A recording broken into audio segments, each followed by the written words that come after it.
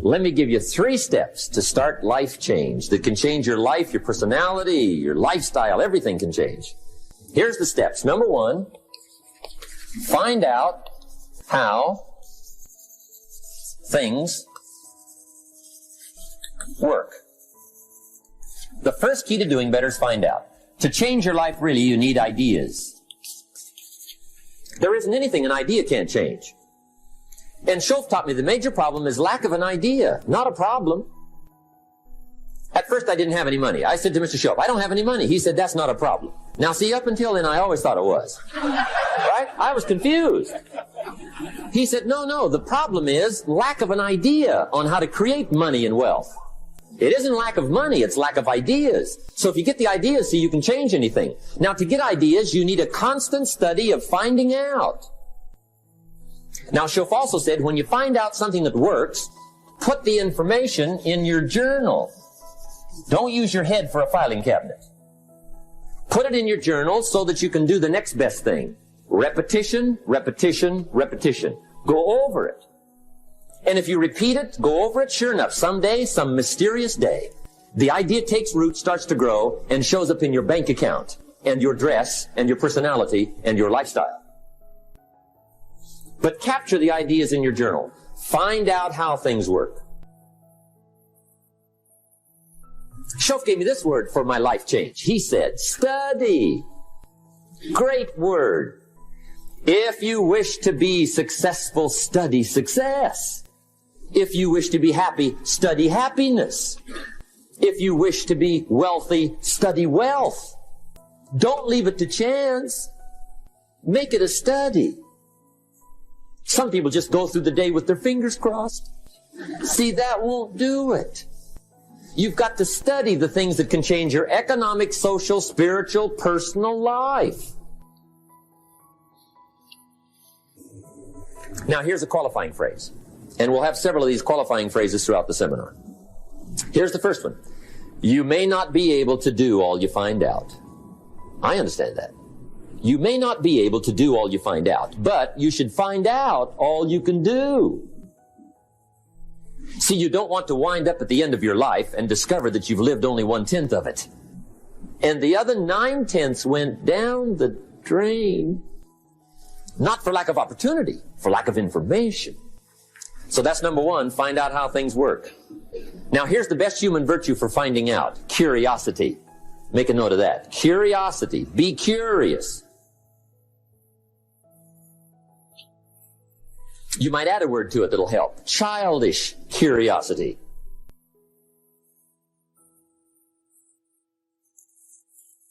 What will kids do if they want to know something bad enough? Bug you. That's the phrase. They can ask 1,000 questions. You think they're through? They got another 1,000. They'll drive you to the brink. It's a virtue. When you gotta know, be like a child. In fact, Jesus, the master teacher, said, unless you can become like little children, you might as well forget it. You don't have a prayer. Excellent advice. You gotta be like children. 4 ways, in my opinion, to be like a child. Number 1 is curiosity, and number 2 is excitement. Get excited like a child over your ability to make yourself do anything for change. 3rd is faith. Have faith like a child. Adults are too skeptical. And 4th is trust. Trust is a childish virtue, but the rewards are incredible. Now here's the 2nd step to personal development. Okay, number 1 was find out how things work. Here's number 2. Go to work.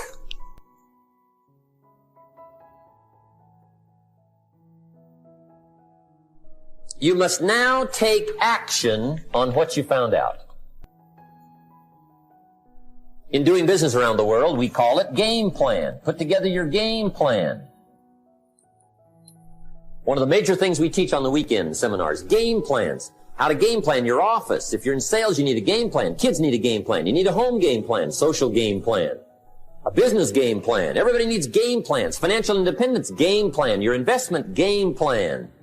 Don't think in your head. Put it on paper. Don't operate out of your mind. Operate from paper. I often ask somebody, what are you going to do the next 6 months? And somebody starts to tell me. I say, no, don't tell me. Show me.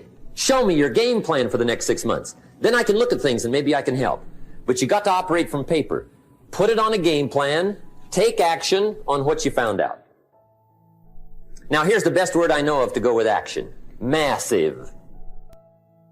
See, that'll change everything. Massive action is called the cure-all. If you're going to make calls, make a few thousand. If you're going to make contacts, make a few thousand. If you're going to knock on doors, knock on a few thousand. See, that'll change everything. Here's the language of the poor. I'll try it a time or two and see what happens. It's the way poor people talk. The guy says, well, I'll give it 30 days. 30 days. You could guess his bank balance. You've got to have a better game plan. So here's one of the major things to do starting tomorrow. Take a look at your game plan. If it isn't loaded with massive action, change it tomorrow. Action.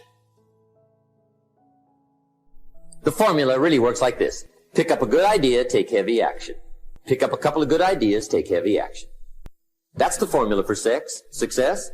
Heavy action.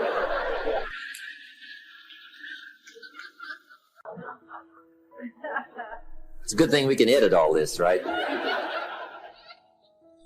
The formula for success, take heavy action on a good idea. Right? That's the ratio. Now here's the key.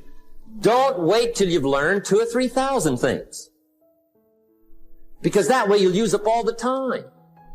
And you could wind up smart and broke. And hey, it's okay to be dumb and broke. But if a guy's smart and broke, that's pitiful. Don't let your learning lead to knowledge. You'll become a fool. Let your learning lead to action. You can become wealthy. And there's many kinds of wealth. I understand that. Not just money. Money's one of the least of all values. I know some people with a lot of money that are very poor. Evita sings, as for fortune and as for fame, they are illusions. They're not the solutions they promise to be. So there's all kinds of wealth, but to get a big share coming your way, you've got to have a heavy action game plan. Now here's the third step to personal development, and we'll wrap up personal development. Step number 3, it's just a little caution, and all through life we need little cautions. This one simply says, don't try to beat the system. Find out how it works, work it, but don't try to beat it. Some people learn just enough to start slicing it, shading it, thinning it, cutting corners, and looking for cheap answers. See, don't fall for that. You'll wind up with a cheap life. Find out how it works best and do it that way.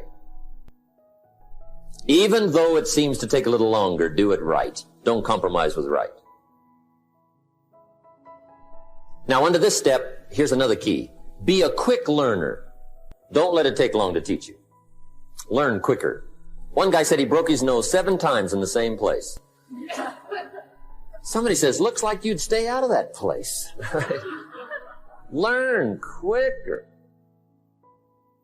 Now, the third point here is don't be stubborn. See, some people won't change even when a better way comes. They say, well, I've been doing it this way 30 years. Hey, be ready for change. If it's a better way, go for it. But don't try to beat it.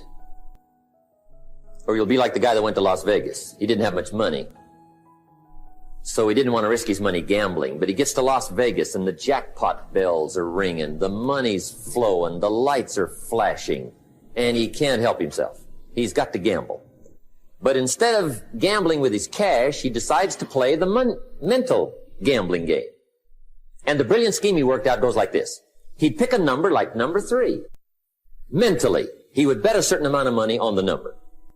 And whether it won or lost, he would jot down that amount in his little pad. I would have won $5 if I'd have made that bet. Just to keep track of it, win or lose. That way, come midnight, he can calculate how he's doing, win or loser, how much, only not his money. Keep his money. Just play this mental gambling game. So here he is around the gambling table, everybody else shelling out their hard-earned cash. He's got this brilliant scheme. Instead of betting with his money, he's betting with his mind, and he lost his mind.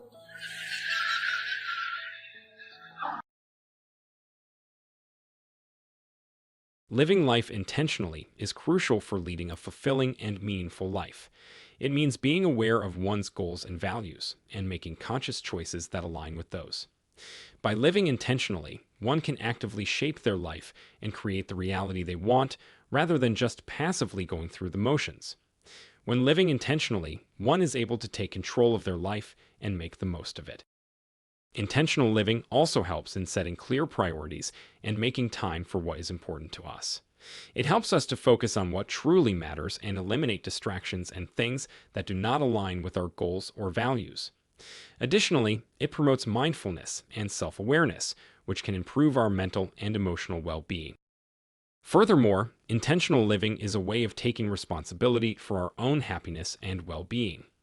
By actively shaping our life, we can create a life that brings us joy and satisfaction.